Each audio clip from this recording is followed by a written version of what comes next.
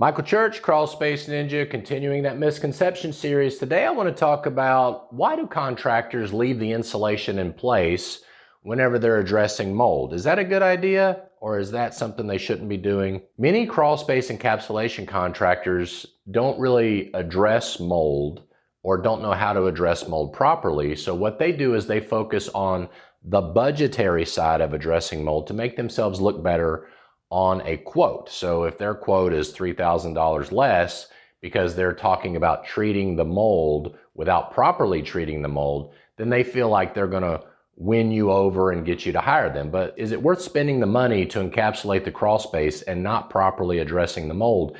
One of the ways that contractors cut corners when it comes to addressing mold properly is they will actually leave the fiberglass or the rock wool insulation between the joists and just spray the tips of the joists with a mold cleaner, okay?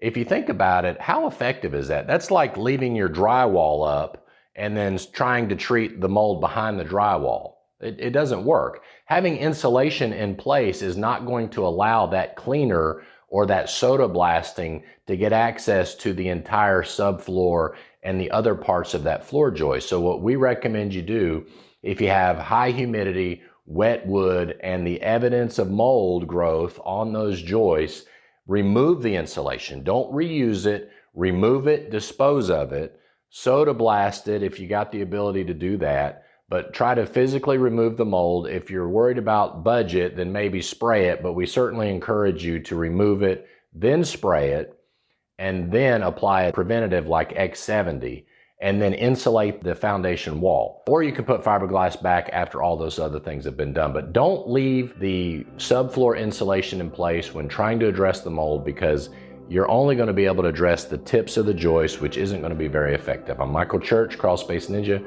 We hope you make it a happy and blessed day, and we'll see you later.